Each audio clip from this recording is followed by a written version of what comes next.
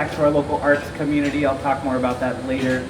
Quick safety, don't cross the ropes. If anything were to come off the stage, don't touch it. It's never happened, I just have to say that, and now we're safe.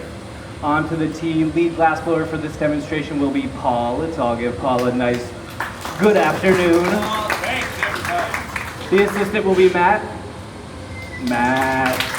And I will tell you everything. My name's Mikey. Here we go. He's got a hollow steel blowpipe. He warmed up the end so it's nice and hot.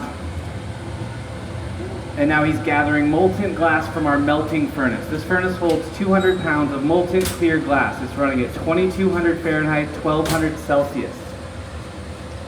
So that's what clear glass looks like when it's really, really hot. If he stops turning, it's gonna fall off. So we keep it turning or flipping.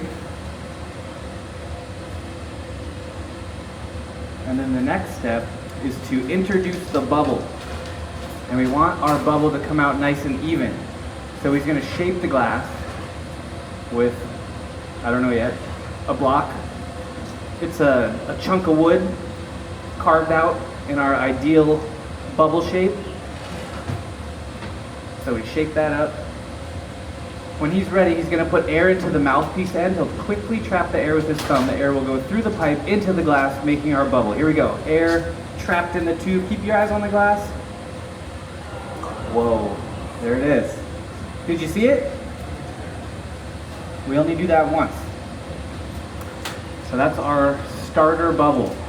Paul could make something with that. That's enough glass to make like a small drinking glass, something little. He wants to make something about this size, so he needs more glass. He's gonna let that cool down and stiffen up, and then he'll put another layer on it. So glass blowing is a layer by layer process to make your thing bigger and bigger and bigger. Everything you've seen here starts out like this. To make a giant object, you start with a bigger pipe, bigger furnace, bigger studio, bigger team, bigger people. Everything's bigger. Dale Chihuly studio has all this equipment, and it's all scaled up as well. This is a 200-pound furnace. His is like 1,000. What does he have? Two 1,000 furnaces, 1,000-pound furnaces. A lot more glass for a lot more glass. So this looks clear now. Sounds solid. So he's ready to go. Dip it back into our furnace, adding another layer. In the bottom of the furnace, there's a ceramic crucible. It's about 1 inch thick, made of high fire clay. It's holding a puddle of glass in there. So we just dip the pipe in, turn, gather it up.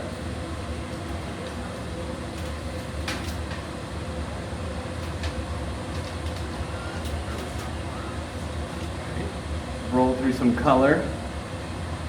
Crushed up colored glass. That's the quickest way for us to apply color. We're just rolling through a pile of crushed up colored glass. The heat from the furnace warms up the shards. Hot glass will stick to other hot glass.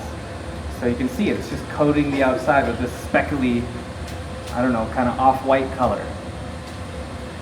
Sticks right to the outside. We can get these colors in opaques, transparents, and then different sizes. Anything from a solid bar of colored glass, that's what this is. Solid bar of colored glass, all the way down to a fine powder. The different sizes gives you a different look.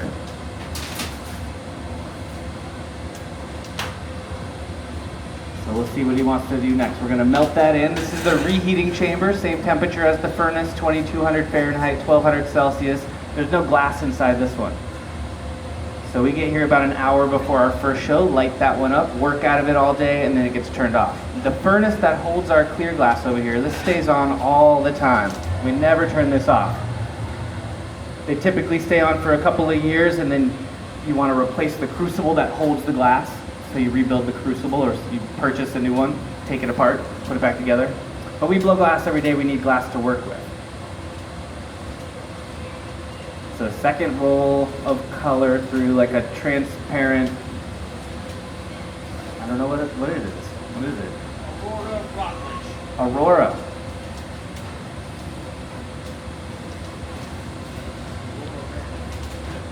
Peachy pink.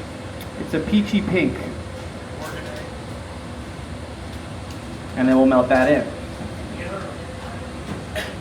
So now he'll get the whole thing nice and hot. He'll sit back at the bench, put everything back on center using the block, that big wet wooden spoon. It's gonna force everything back straight and round and even, and then you can start to inflate the bubble a little bit more.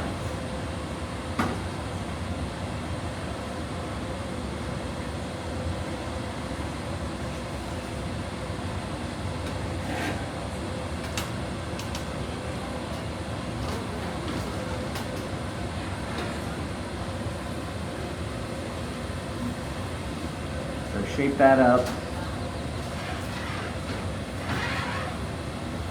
Give it a little puff. Want to stretch it out, give it a swing. It's going to stretch. Cool off the tip of the bubble. Roll it on the steel. That's rapidly removing heat wherever it's touching that steel table. Cooling it down there. And then we'll give it a little puff that should inflate closer to the head of the pipe. That reserves a little thickness down at the tip. The tip of the bubble is the bottom of our piece.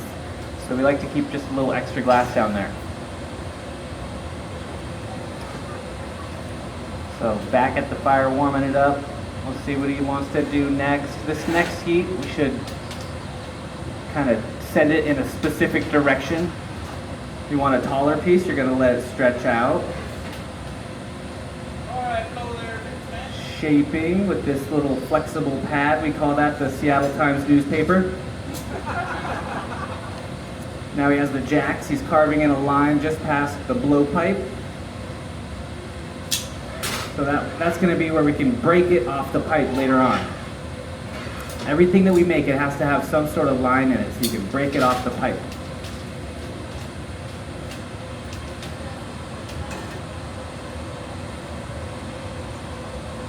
And we'll see what he wants to do. If we want to make it taller, we're going to get it hot, hold it down. We're mainly working the lower half of the shape right now.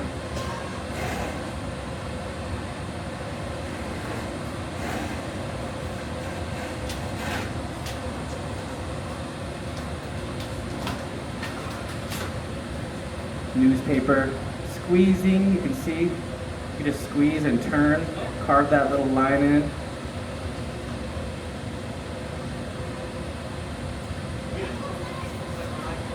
Matt's over there pumping air into the bubble whenever Paul asks with that little pump action glass tool. We can also just blow through the pipe if we want. Shaping the outside with the blades of the jacks. Use the back of the jacks. Starting to push the bottom in. So he's back at the fire. We might spot heat the tip. We've got a dry wood paddle.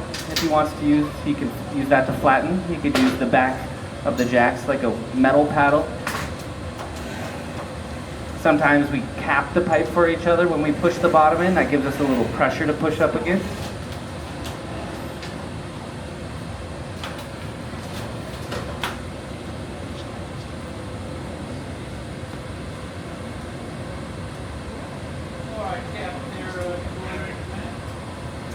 Capping the pipe, pushing the bottom in, and now the bottom's done. So the next thing he wants to do is work on the top of the piece. So they need to punty this, which means they're gonna take it off the blowpipe, transfer it onto a solid rod. So Matt has the solid rod called the punty. He's getting a little bit of glass on it. He's gonna shape it up on the marver, very specific shape and temperature. When he's ready, he'll bring it over, present it to Paul. Paul's gonna stick it on the bottom, break it off the pipe. It will be attached to that little bit of glass. This part's tricky. It's all about temperatures and timing. And it's not a guaranteed move. So if it works, we should give these guys a round of applause. If it doesn't work, same thing. Usually people clap louder when it hits the floor and you watch us run around trying to save it, which happens, but it's rare. Here we go. Grab the punty with the tweezers, stick it on there, looking for center.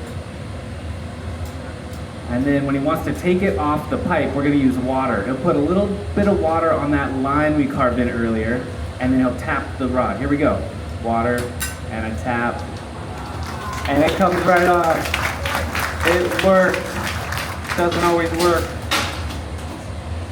So straight over to the fire. Matt's heating the whole thing. That heat is called a flash. That's basically a maintenance heat. We can't stay out of the fire for too long with anything that we're making and let it get too cold. If anything drops below 800 Fahrenheit, you put it back into the fire, it will explode. And we learn that by exploding things. We've all exploded things.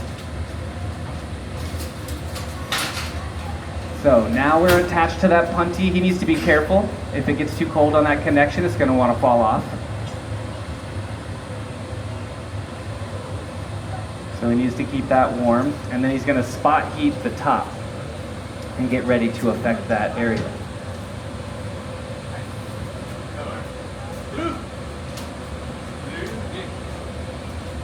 So kind of due to the process where we broke it off the pipe, the glass up there is going to be a little bit uneven. You know, it's broken. It's also a little bit thicker than we maybe want it for this piece. So he's going to trim it. Once it's hot enough, he's going to sit at the bench, grab the opening with some tweezers. He's going to pull, stretch, thin that glass out, grab some scissors, and then just cut right through the glass. Meanwhile, Matt's over there applying some blue to some clear glass. They're going to add a lip wrap. A lip wrap is a little stripe of color right around the top edge. That piece on the metal table there has one. So we'll do that after he trims it.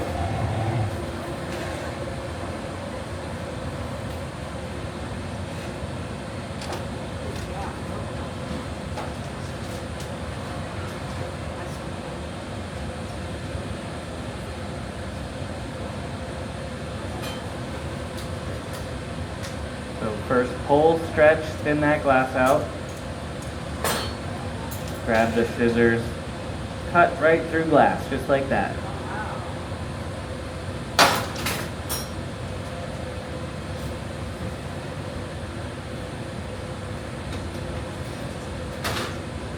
And now he's going to melt that in.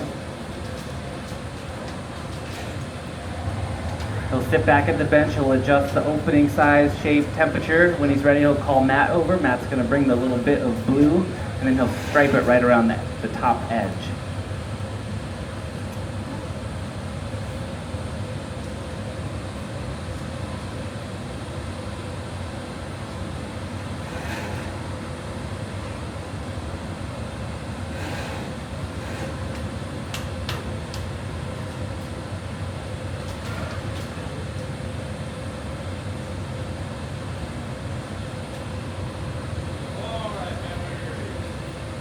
Here we go. A little bit, bring it over, stick it on, turn, stripe however much we want.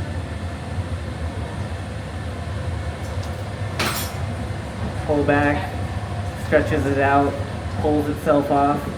This is still pretty hot. I can show you all how stretchy it is. You can grab it, pull it, stretch it.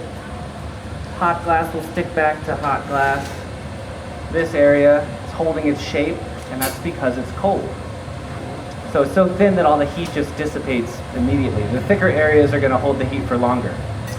And then I'll put this in the bucket over here. It's going to thermally shock. The glass will cool too quickly, building up stress. It's going to shatter off. In about 10 minutes, we'll have a clean steel pipe to work with. So that thermal shock is what we're trying to avoid while we're making something. That's why we have to get just a little drop of water on that connection. Matt has a couple of wooden tools to catch the piece.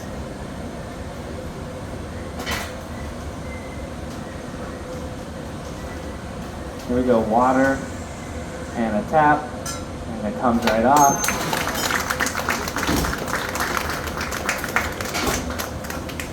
They're going to torch the bottom, get rid of any sharp glass where it was attached. Make sure it's nice and smooth and safe for anybody to handle. And we have a beautiful little vase made by Paul and Matt. Good night. See you tomorrow. Well, thanks for hanging out with us. I'll quickly say this is our community hot shop. We like to give back to our community. So everything we make